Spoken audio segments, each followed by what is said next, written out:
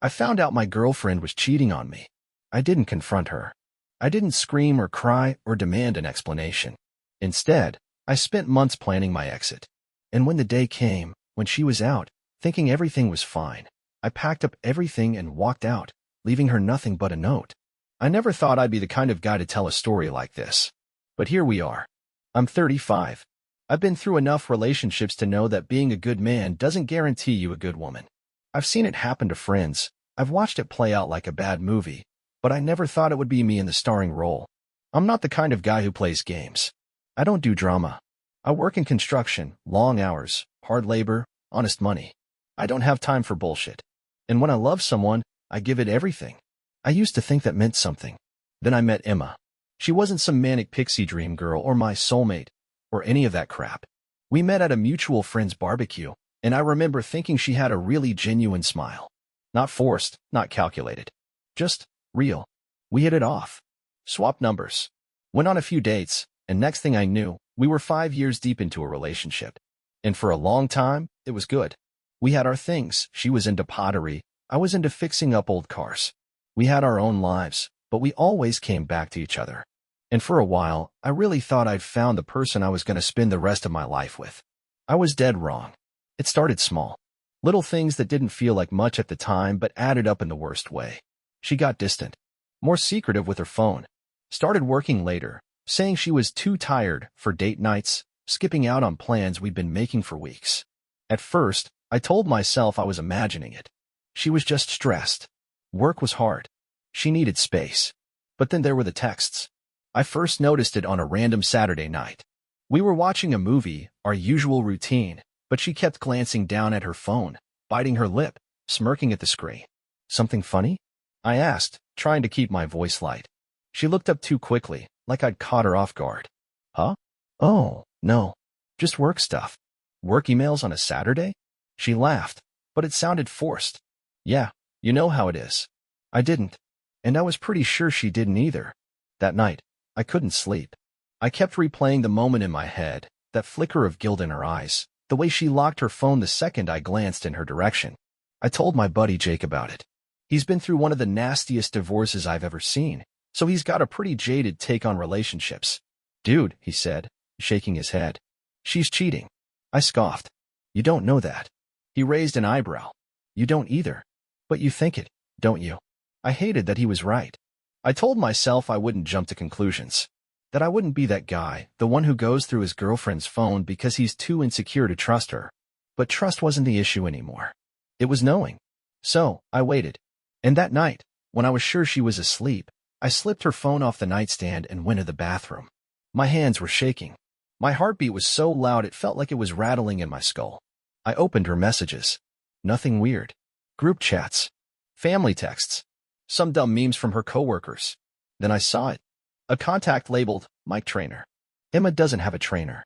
She's never stepped foot in a gym. I clicked the conversation. And just like that, everything fell apart. Can't stop thinking about last weekend's smirking face. You make work so much harder, babe. I just want to be with you again. I bought something special. Can't wait for you to take it off me. Attached, a photo of her in new lingerie I'd never seen before. I scrolled up. Weeks of messages. Flirty texts. Inside jokes. Talk about sneaking around while I was at work. It wasn't just emotional. It wasn't just sexting. They'd met up. Multiple times. I sat there on the cold bathroom floor, gripping the phone so tightly my knuckles turned white. My mouth was dry. My stomach twisted into knots so tight I thought I might be sick. I felt nothing. Not at first. Then, slowly, it hit. Rage. She thought she was so smart. Thought she was careful. Thought I was so blind. So stupid. So wrapped around her finger that I'd never figure it out. She was wrong. And I wasn't going to fight for her. I wasn't going to beg. I was going to make sure she felt every second of what she did to me. I slid her phone back onto the nightstand like nothing had happened. Then I climbed back into bed beside her, staring at the ceiling, feeling something inside me snap into place. She thought she won. She had no idea who she was messing with. The next morning, I woke up before her. I lay there for a second, staring at the ceiling, listening to her breathe. If I hadn't known any better, I could have fooled myself into thinking everything was normal. Like she was still my Emma. Like we still had a future. but I did no better. I turned my head slightly, looking at her. She was curled up on her side, hair spilling across the pillow, her lips slightly parted. Peaceful, comfortable, completely unaware that I had already left her. I got out of bed carefully, went to the kitchen, and started making coffee like it was just another morning. Like I wasn't about to tear her world apart piece by piece. Emma came out a few minutes later, stretching, yawning. She kissed my cheek absent-mindedly as she passed, reaching for a mug. "Morning," she murmured, still half asleep. "Morning," I said back, keeping my voice neutral. I wondered what she'd do if she knew. If she realized I had seen everything. Would she cry? Beg? Try to gaslight me into thinking I was crazy? I almost wanted to see it. But not yet. For the next few days, I kept playing my role. The perfect boyfriend. I still made her coffee in the mornings. Still kissed her goodbye when I left for work. Still asked about her day, even when I knew she was probably sneaking messages to Mike every chance she got. I let her think she was getting away with it. Because when I finally left, I wanted it to blindside her. I started moving things out little by little. Nothing big at first, just a few important papers, some sentimental stuff I didn't want to lose. I didn't want to tip her off, but I was watching her. And once I started looking, I realized just how careless she had become. One night, she left her laptop open on the couch while she was in the shower. A message popped up on the screen from him. "Mike, can't wait to see you again. This weekend?" And then her response, not even 5 minutes earlier. "Emma, of course, babe. I'll say I have to visit my sister again. Matt never questions it." I stared at the screen. Sister? She didn't even have a sister. My blood ran cold. She had done this before. I took a slow breath, forcing myself to stay calm. Then, carefully, I closed the laptop like I hadn't seen a thing. I went to bed that night next to her, and for the first time, I truly felt it. Disgust. Not just for her. For myself. For every single time I had trusted her, defended her, made excuses in my head. For every second I had spent thinking I wasn't enough. But now, I was done, and she was going to know exactly what that felt like. The days passed, and I kept up the act. It wasn't easy. Every time she laughed at her phone, every time she kissed me goodnight like she wasn't sneaking around behind my back, I wanted to throw it in her face.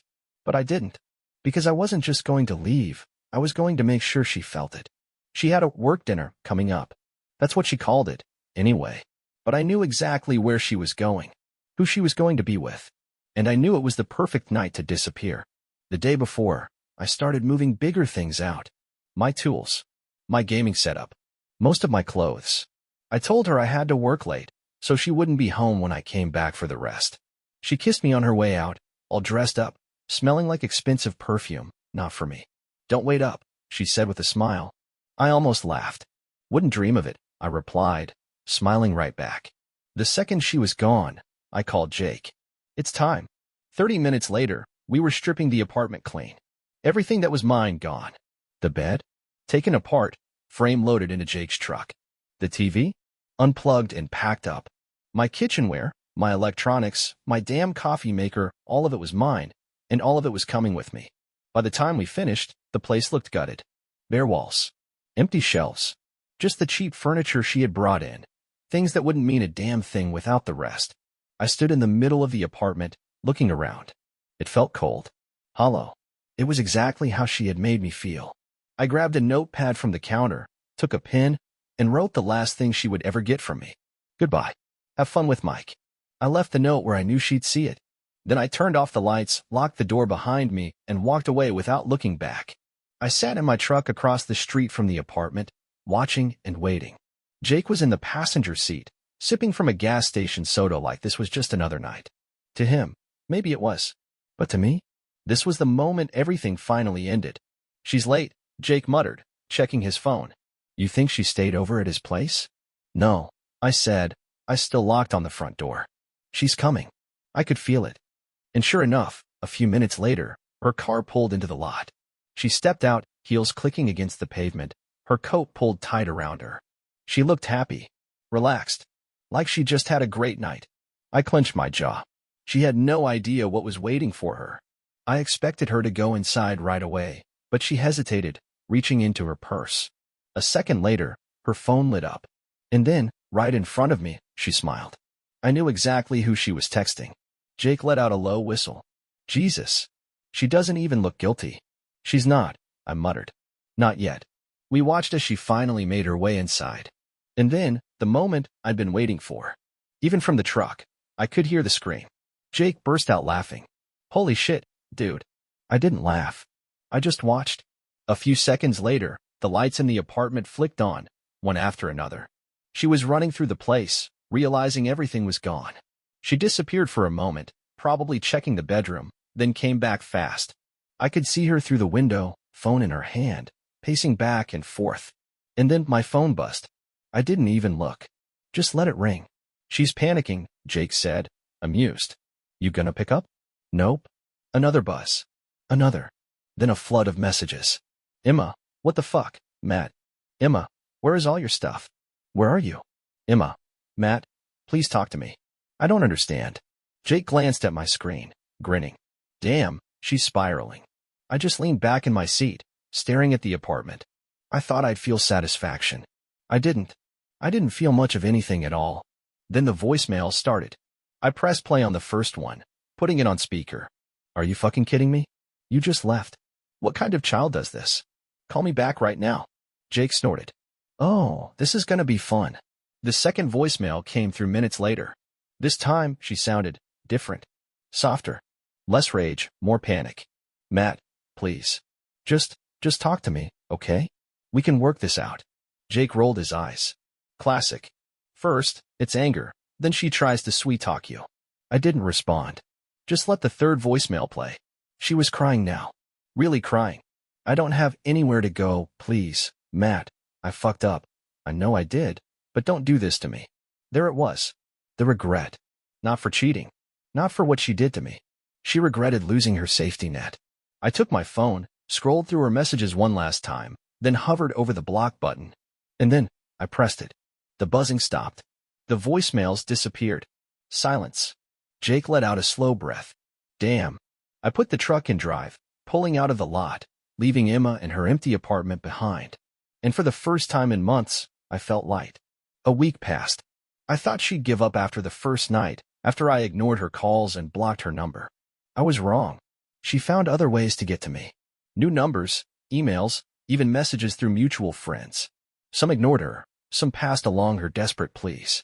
She's staying in her car, Jake told me one afternoon, shaking his head. Didn't pay rent, landlord changed the locks. She's got nowhere to go.